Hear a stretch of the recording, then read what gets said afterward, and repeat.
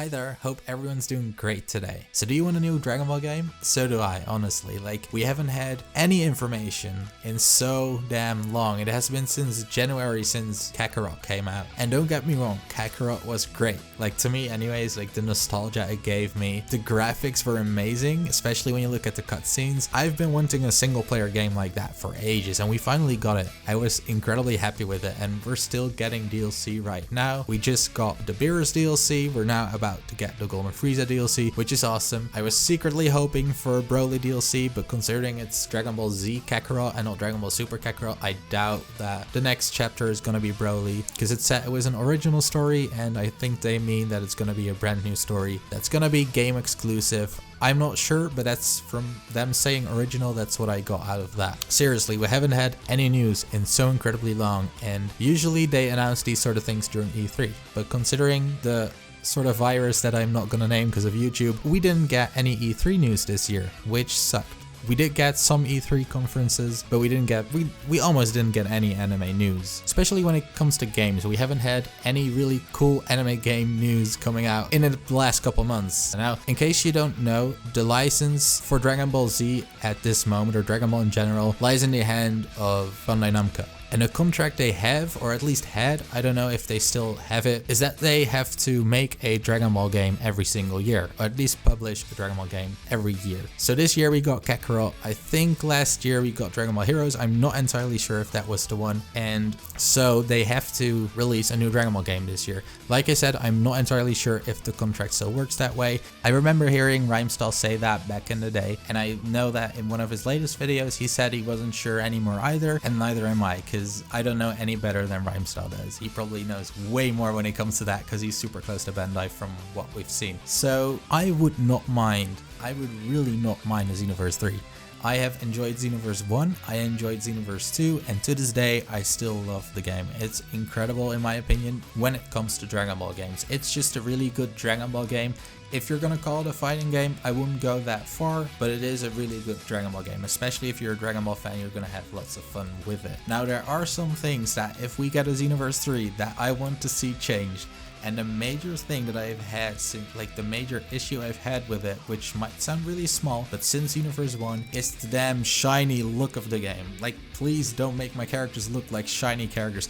It looks great. The super attacks look amazing, and just in general the graphics are awesome. But if we could get graphics like Raging Blast or Budokai Tenkaichi 3, I know those are heavily outdated, but if they could give it like a new skin, a new coating, it would be amazing. I just cannot stand the shiny plastic look on the characters. That's basically the only issue I have with it, aside from network issues. I don't play online a lot, besides when it comes to playing online with my friends together, which mostly happens when we play co-op and not against each other, but I do understand that there are people that really hate the way the net coding works in Xenoverse. Now, just small little changes that I would love to see changed in Xenoverse 3. This is gonna sound like a meme, but when you transform, it would be really cool if you could make your own forms, make your hair spike up. If you're a Frieza character, make your own. Like, I've seen multiple people say this, and I think it's a very good idea, where you get to create multiple characters or multiple variation of your characters, and every time you transform, they turn into the other character. That would be incredible, because you could just make your own character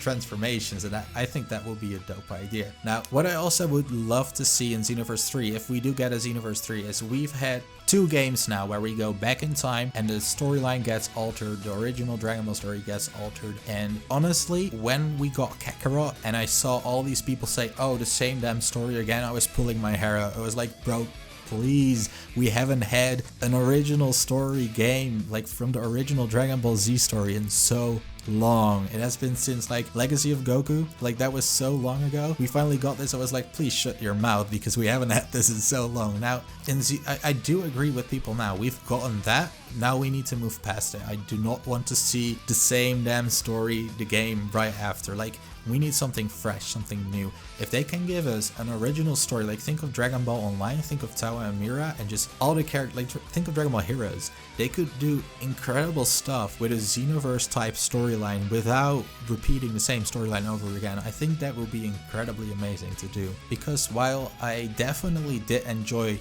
Xenoverse 2's storyline, I played it multiple times and I think it was really fun. I would love to see something new. something where your character isn't just the hero or becomes the new hero. I just want them to be part of the story without being like the chosen one. I think that might be difficult to do because it is still a game where, you know, the story will probably be kind of like cliche, but if they could do something like that, I'd be mind blown. Now then there's one last thing I want to mention, which is also not all too big, but I still want to mention it anyways. It would be incredibly cool if you could learn the Kamehameha or learn the final flash from Vegeta and then change the color of it to your liking. Imagine, because what the issue I have now, if I want to make a character in Xenoverse and I want to use all these really cool attacks with my character, I am forced to have a clown palette. Like, I am forced to have a red attack, a blue attack, a green attack, a rainbow attack. And imagine how cool it would be if you had the Kamehameha, the Final Flash, the Dai Missile Barrage, and I don't know, the Spirit Bomb, and you could all paint them red or all paint them green depending on what color your character's aura was. And that brings me to the next point. Imagine being able to customize your aura. People have been asking for this since before Xenoverse. Like, it's not that big of a deal to just add that. Same with moving Saiyan tails, like this is a meme at this point, but just imagine how fluid that would be if we could finally get those little very small changes, but it would be so incredible to see that in the next installment. Now I do think there's a pretty big chance that we won't be seeing Xenoverse or any sequel. I think there's a pretty big chance we'll be seeing an entirely different game, an entire different new title, which I'd be fine with. I'd love to see that. The thing is though, if we potentially, like I heard Rhymesel say this and I completely agree, if we potentially get a less good game, like for example Battle Z, we'll have to wait an entire new year, maybe even longer for the next game, and just having to play games over and over and over again, waiting for a new game to come out, it's kind of sucky, especially when you know the game sucks. Now personally, I did really love Battle Z. I know you can make fun of me for that, but I love just going around with friends, messing around in Battle Z, especially with those giant ultimate attacks. I think it was very fun, but the game died out really quickly, and I do understand why. Now then there's the Raging Blast 2 and the Budokai Tenkaichi 3, which I both think were very awesome. I'm sorry to say this, but we just won't see a sequel of those. We won't see a Raging Blast 3 or Budokai Tenkaichi 4. It has, one, just been too long, and two, the company that made those games, both games were made by Spike, and Spike isn't here anymore. Like, Spike is not a thing anymore. That company doesn't exist. And so if they would make a Raging Blast 3 or a Budokai Tenkaichi 4, it would have to be picked up by a new company. And I'm not sure how licenses work. I don't know if that's possible. I do have to say, I don't know how many of you are familiar with 3Vex, which is someone who made an entire concept for Raging Blast 3 back in the day, which was quite a while ago, but a lot of those ideas were implemented in Xenoverse, and so that I thought that was really cool to see. But just an arena fighter like those games, I wouldn't really call Xenoverse an arena fighter like those. It's very different in my opinion, but I would really love to see a 3D arena fighter like Raging Blast or Budokai Tenkaichi again. That will be incredibly amazing, especially with the technology we have now, with the graphics we have now, and just the companies we have now. I think that would be awesome, especially with the PlayStation 5 and the Xbox Series X coming up. I think they could do amazing, especially if you think about how good Xenoverse 2 was back on the PlayStation 4 and the Xbox One.